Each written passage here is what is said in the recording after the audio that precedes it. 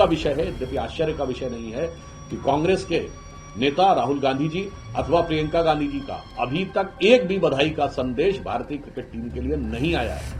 मैं उनसे कहना चाहता हूं, खेलों को राजनीति से अलग रखिए। आपके मन में प्रधानमंत्री जी के लिए जिस भी प्रकार की खीज हो, ईर्ष्या हो, द्वेष हो, इंफीरियरिटी कॉम्प्लेक्स हो, उस कारण से भारतीय क्रिकेट टीम के खिलाड़ियों के शानदार प्रदर्शन के ऊपर उसकी छाया मत पड़ने दीजिए अपनी इंफीरियरिटी कॉम्प्लेक्स की।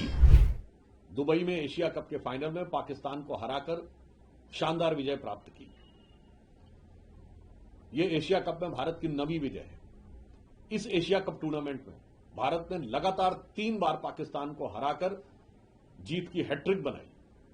इस एशिया कप में भारतीय टीम ने सारे के सारे मैच जीते, यानी क्लीन स्वीप किया।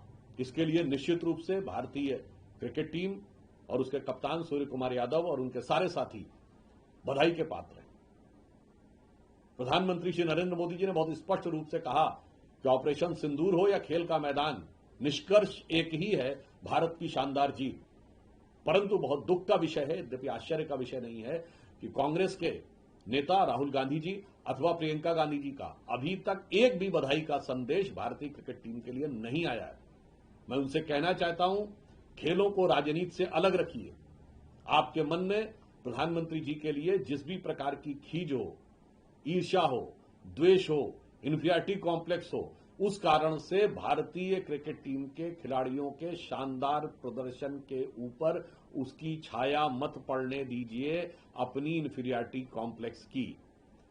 दूसरी बात यह है, जो और भी अधिक चिंतनीय है, कि अभी उस समय यूपीए सरकार के गृह मंत्री, जो पूर्व में वित्त मंत्री भी रहते, चिदंबरम साहब का एक बयान आया है जिसमें उन्होंने कहा है कि 26/11 के हमले के बाद गृह मंत्री जब वो बने तो उनका विचार था कि पाकिस्तान पे कार्रवाई होनी चाहिए, पर तत्कालीन पार्टी के नेतृत्व ने उसकी अनुमति नहीं दी।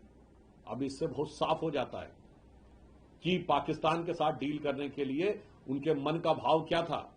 और मात्र 26/11 हमले के 9 महीने बाद इजिप्ट के शर्म अल शेख में, अर्थात एक न्यूट्रल डेस्टिनेशन पर, पाकिस्तान के साथ ज्वाइंट डिक्लेरेशन जुलाई 2009 में साइन किया गया। और दुख की बात यह है, और आश्चर्यजनक दुख की बात यह है कि उस ज्वाइंट डिक्लेरेशन में बलूचिस्तान का भी मेंशन किया गया। यानी एक प्रकार से हम उस झूठ को भी स्वीकार करने को तैयार हो गए थे कांग्रेस के द्वारा, जो पाकिस्तान द्वारा फैलाया गया है कि मानो बलूचिस्तान में हमारा इन्वॉल्वमेंट हो।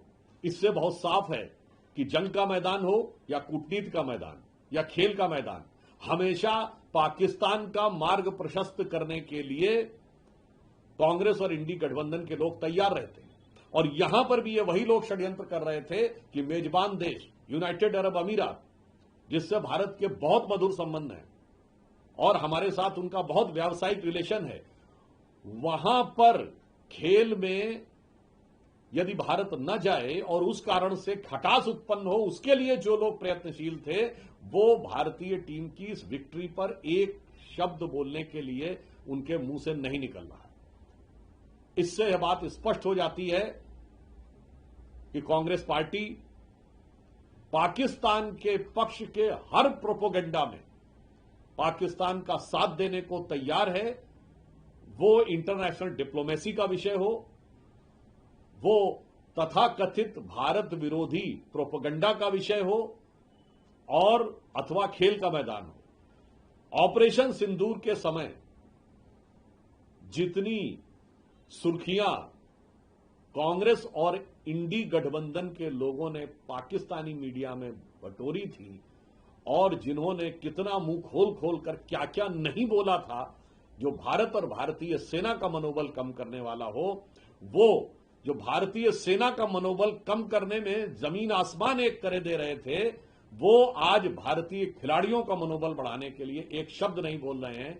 इसलिए इससे एक बात साफ हो जाती है, गठबंधन का नाम इंडिया रख लेने से दिल में इंडिया नहीं आ जाता है। इस घटना से बहुत साफ है कि जिस गठबंधन का नाम इंडिया है, उसके दिल में अगर दर्द है, दिल में अगर मोहब्बत है, तो वो इंडिया के लिए नहीं, पाकिस्तान के लिए है। और अगर अदावत है, तो वो पाकिस्तान के लिए नहीं, इंडिया के लिए।